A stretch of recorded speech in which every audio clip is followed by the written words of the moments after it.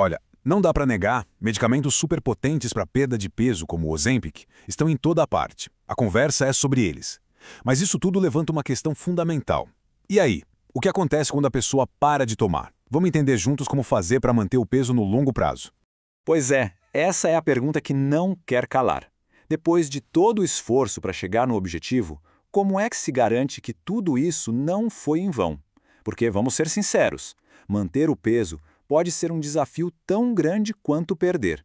Bom, para a gente entender o que está acontecendo, primeiro a gente precisa dar um passo atrás. A verdade é que estamos vivendo uma verdadeira revolução no tratamento da obesidade. Uma revolução que tem nome: Ozempic, Wegovy, Mounjaro. E olha, a inovação não para por aí não. Mas qual é o segredo por trás da eficácia desses remédios? Eles são de uma classe chamada agonistas do GLP-1. O que eles fazem, de um jeito bem simples, é imitar uns hormônios que a gente já tem no corpo. Basicamente, eles mandam uma mensagem para o cérebro dizendo: "Ei, já estou satisfeito por aqui." E isso diminui o apetite e, claro, ajuda a perder peso. E a coisa está evoluindo rápido. A grande novidade é que essa tecnologia está ficando ainda mais prática. A agência reguladora dos Estados Unidos, a FDA, acabou de aprovar uma versão do Wegovy em pílula. Pensa só, o que antes era uma injeção por semana, agora pode ser um comprimido por dia. É uma mudança gigantesca em termos de conveniência, né? E não é porque virou pílula que ficou mais fraco, não. A eficácia, olha, é impressionante. Nos testes, essa nova pílula levou a uma perda de peso média de 16,6%. Isso mostra que a potência do tratamento continua a mesma, só que agora num formato muito mais fácil de usar. Ok, mas é aqui que a conversa fica séria. Parar de tomar esses medicamentos, por mais poderosos que sejam, traz alguns desafios bem reais.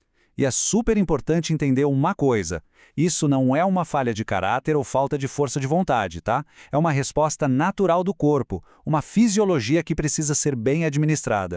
Basicamente, são dois grandes obstáculos que aparecem no caminho. O primeiro é o famoso efeito rebote. Sem o remédio para controlar o apetite, a fome volta, e às vezes, volta com tudo. O segundo é um perigo silencioso que muita gente esquece: a perda de massa muscular junto com a gordura.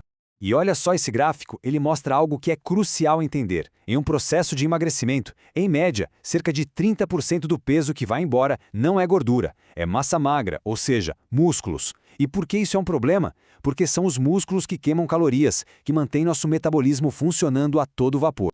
E isso não é achismo, viu? Especialistas da área confirmam. Como diz a doutora Renata Gonçalves Campos, essa perda de músculo não é culpa específica do remédio. É uma consequência natural de emagrecer. Não importa o método. A questão é o que a gente faz a respeito. Então, beleza. O cenário é esse. Como é que se enfrenta esses desafios? A parte boa é que existe um plano. Não é fórmula mágica, nada disso. É uma estratégia real, um conjunto de hábitos para a vida toda que garantem que os resultados vão durar. O sucesso a longo prazo vem de uma abordagem completa, que cuida de tudo. E aqui está o mapa da mina. Repara que esse plano de 8 pontos vai desde o que se come até a qualidade do sono e o controle do estresse. Tudo importa. Mas, de todos esses pontos, os especialistas batem na tecla que um deles é o mais crítico de todos. É isso mesmo, a proteína. De todos os passos, dar prioridade para a proteína é, talvez, a estratégia mais poderosa para lutar contra aqueles dois grandes problemas: o retorno do apetite e a perda de músculos. Ela é a verdadeira arma secreta nessa jornada. Então vamos mergulhar de cabeça nesse assunto, porque entender como usar a proteína a seu favor é o que transforma a manutenção do peso de uma briga constante para uma estratégia que funciona de verdade. A proteína é tipo um super-herói da manutenção de peso. Ela tem vários superpoderes. Primeiro, o mais óbvio: ela constrói e protege os nossos músculos. E segundo, e talvez o mais importante aqui, ela dá muita saciedade. Comer proteína faz a gente se sentir satisfeito por muito mais tempo e com menos comida. É um controle de apetite natural. Tá, legal. Entendido que proteína é o caminho. Mas a pergunta que fica é: quanto? Quanto de proteína é o suficiente para cada pessoa? E a resposta é: depende. Depende principalmente do nível de atividade física.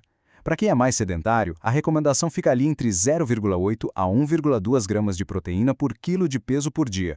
Agora, para quem é ativo, treina, se movimenta mais, esse número já sobe bastante para algo entre 1,4 e 2,0 gramas por quilo.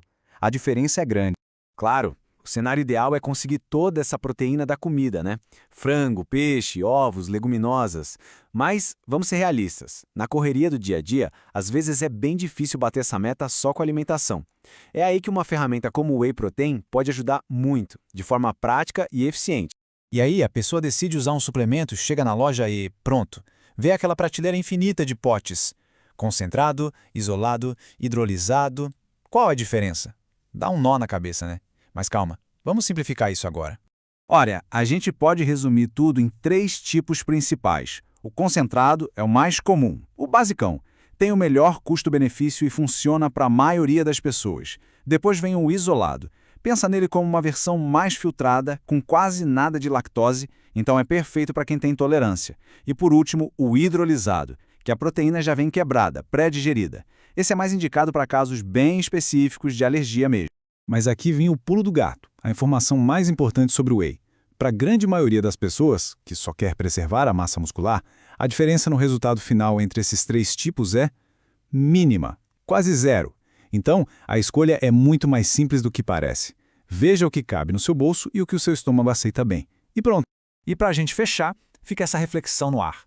Esses medicamentos, que parecem milagrosos, são um atalho ou são, na verdade, um novo ponto de partida? Talvez a melhor forma de encarar seja essa. Uma ferramenta poderosa, sim, mas que oferece uma oportunidade única de construir um estilo de vida mais saudável, um que dure para sempre. No fim das contas, o remédio pode até colocar a pessoa na linha de largada, mas cruzar a linha de chegada, essa parte sempre vai depender de cada um.